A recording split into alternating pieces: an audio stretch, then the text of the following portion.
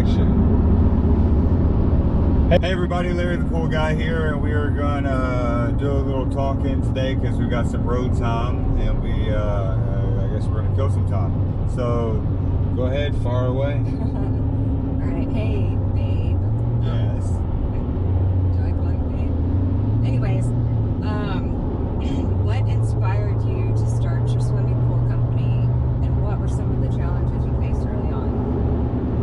Okay, so to be brutally honest, what inspired me to start my own pool company was money.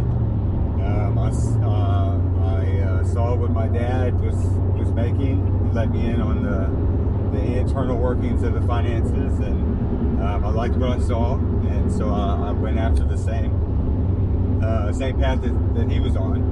And I guess as far as challenges go, I was 19 when I started my first company, and at 19 it's very difficult to convince someone who's in their prime at 40-ish, 50-ish, 60-ish to turn over their, I don't know, $60,000+ pool over to this kid to care for, to repair, to troubleshoot, etc.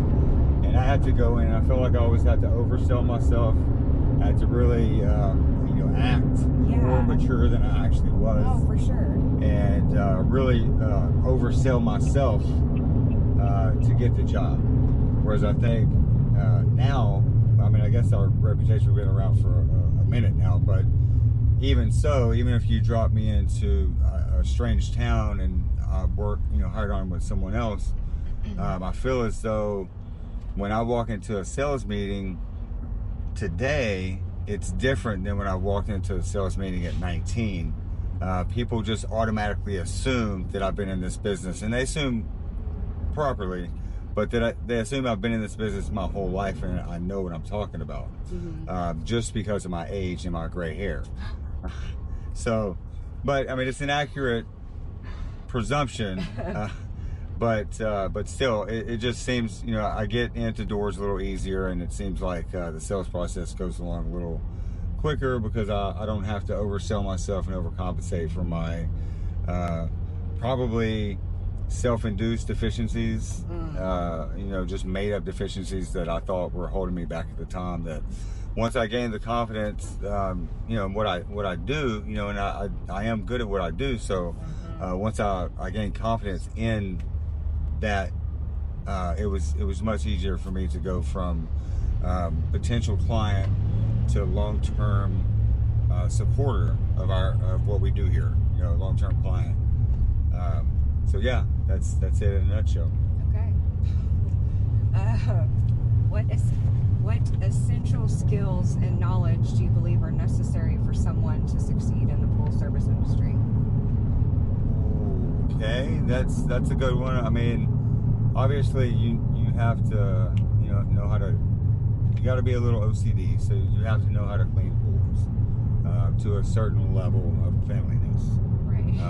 Like 100% clean. And if you're more of a 95% cleaner kind of guy or gal, probably not for you, because we have a lot of picky and rightfully so clients who pay good money for good service, and if we're not giving 100%, then we're not doing our job. True. So let's see. There's a lot of little things. If you want to be really a complete, total, one-man operation, you got to know hydraulics and filtration, circulation, a little bit of electrical and plumbing, some electronics are involved, how to work valves and how, all that stuff, everything ties together. So it's a little intricate, but once you get past the learning curve, it's pretty smooth sailing after that. There's not like a real long learning path. A couple of years and you can pretty much be exposed to enough different types of jobs that it will make you up there with the experts at least, and then you get into more technical controllers and hot tubs and stuff like that most pool guys shy away from. So Water chemistry is necessary, and you really want to be really good at that if you're in a municipality where the water is not real spectacular, Yeah. or if you're on well water, you really got to pay attention closely to water chemistry and you know, all chemistry, not just chlorine and pH. So yeah, but you know, those are things that can be taught. The one thing that I feel like you kind of have to be natural at is wanting to serve people. You have to have that service spirit, if you will, about you, to where you want to help people. You want to Fix their problem. yeah, you want to be the guy. You want to be the guy they call when they have a problem. And so you have to, one moment please. What essential skills and knowledge do you believe are necessary for someone to succeed in the pool service industry? Oh, that's a good one. Well, so I guess anybody can be taught how to clean a pool. Anybody can be taught how to work on pools, repair stuff, and troubleshoot stuff. As long as you have like a logical mind and you enjoy problem solving, those are essentials for for being a technician. You have to be a little OCD and you know, understand what cleanliness actually means, and you have to understand water chemistry to be a pool cleaner. But as far as owning the pool service company, like what you really have to like focus on is the word service. Service is where it's at. I mean, if you don't have that servant spirit, you're not going to be willing to do whatever it takes to get that 5-star service every time. And that's what we're after. We're after the 5-star review. We're after the acclimates. Stuff makes us feel good. Every time somebody leaves us a good review, guess what? We love it. We celebrate. We absolutely almost died because there was a cone in the road. But anyway, I digress. Are you okay over there? Yeah? You good? Okay. So yeah, you know, you got to be you know, service oriented. If you're not service oriented, it's not going to work out for you. You got to love your customers. You know, you can't be an asshole. So you know, you have to roll with the punches sometimes and be willing to get to the root of the problem so that you can figure out the real need that the customer's having, so that you can find the correct solution and be their guy. That's what we're after. We want to be their guy. We want to be your guy. What else you got?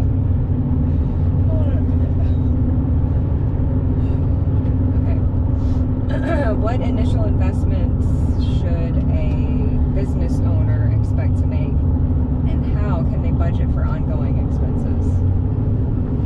Okay, that's a good one. So when someone starts out in the pool industry on their own, it's relatively, we're going to say, relatively inexpensive as far as most startups go. So if you already have a truck, great. That's one less expense. If you already have the equipment for whatever reason, so you have a pool, you can use your equipment. If not, we need to invest in the equipment. We need to invest in some initial chemicals, and you'll need to invest in some marketing. So marketing is probably going to be your biggest expense, as you really want to get out there and show people what you can do, and then get people talking. And if you can do those two things, and well, of course, if you're doing a good job, and you ask people to promote you, and they do, then word of mouth happens, and you get a little free advertising and marketing. But you just want to kind of, you know, just build and build and build. Always make every customer 100% happy, and ask for the referral, and just do a good job. Every time you do a good job, you add to your foundation. And the larger your foundation gets, those people keep calling you back, because the last time you worked for them, guess what? You did a great job. And they want another great job done by another great person, guy or girl, whoever you are. It's really tough building that foundation of clients where you have enough clients to do this full time. So what a lot of people end up doing is buying a route.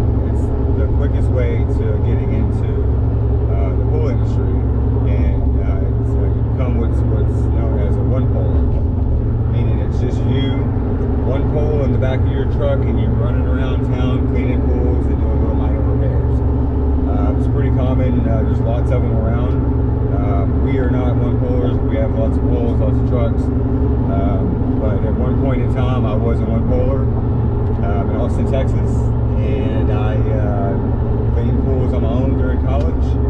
Did some minor repairs, and I loved it. And then time took its course, and we just grew and grew and grew because my foundation got larger and larger and larger from doing good work every single time.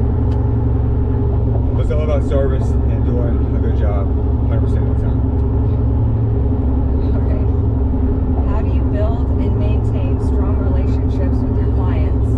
And what role does customer service play in your business strategy? Well, I would say,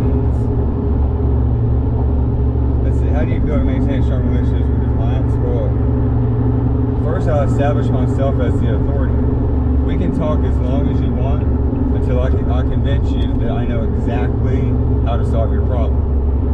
Every problem that you have, as long as it's concerning a swimming pool. Swimming pools have been my passion since 1998.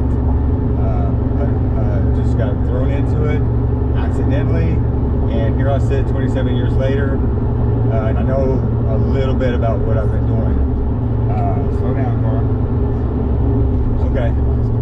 So, I like to build a rapport with my customers, my clients, anyone we potentially could relationship with, myself. I believe that when I speak to my customers, and it also translates in my employees, but of course, I guess I micromanage this part of my company. Is I like when I speak to a customer, I feel like they can hear the passion that I have for what we do. I'm very passionate about what we do. I believe that we serve a greater purpose, and we do a really excellent job at what we do, and we excel, and we get the acclimates from it. And I'm just really proud of what we do as a company, as an organization. All my guys and girls here do a fantastic job. I'm so proud of them. And customer service is our #1 job. We scoop leaves, and we like change motors, and we do stuff like that. But our main relationship management, that's our main job. It's okay. So where were we? We were talking about customer service. So customer service is our #1 job. Secondly, we remove debris, repair equipment, troubleshoot, all that good stuff. But yeah, customers king. We love you guys. Peace out. Wait, like this. Okay. Next question.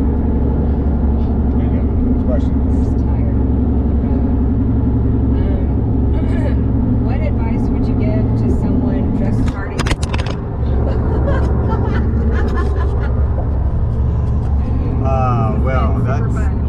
What advice would you give to someone just starting in the pool service industry regarding marketing and establishing a brand presence? Oh, that's really good.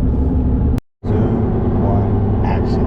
Okay, what advice would you give to someone just starting in the pool service industry regarding marketing and establishing a brand presence? Well, that's a good one. So be everywhere. Be everywhere. Just be everywhere. Like when you're marketing, try to have a presence in every possible place you can. It's gonna feel almost like you don't necessarily run a business, but more or less run a marketing department. I consider myself a full-time marketer who also owns a business. My job, most of the time, like 80% of the day, is marketing. Sometimes I get to go out and meet customers and have a good time with just meeting people and talking to people, but the rest of the time I'm checking on this, checking on that, twisting these dials and knobs, you know, doing videos and editing and, you know, whatever. It's what I love. I went to college for it, and I actually love marketing. Just so happens I'm real passionate about pools, and I put the two together, and bam, there you have it. We have a pretty recognizable name. We've established ourselves as the industry experts in the area, and yeah, you know, we just try to be everywhere all the time. So whenever the customer is ready and is in need, we're there to help them. We're right there, exactly where they need us. So that's my advice for that. But that's it. That's all we got for today. We are getting very close to picking up our kiddos for spring break, and we're gonna sign out for today, and we're actually gonna be off early. It's 2:28, and we are signing out. Sayonara. Larry the Pool Guy, Emily the Pool Girl. H2O Pools, Orange, Texas. Bye bye for now.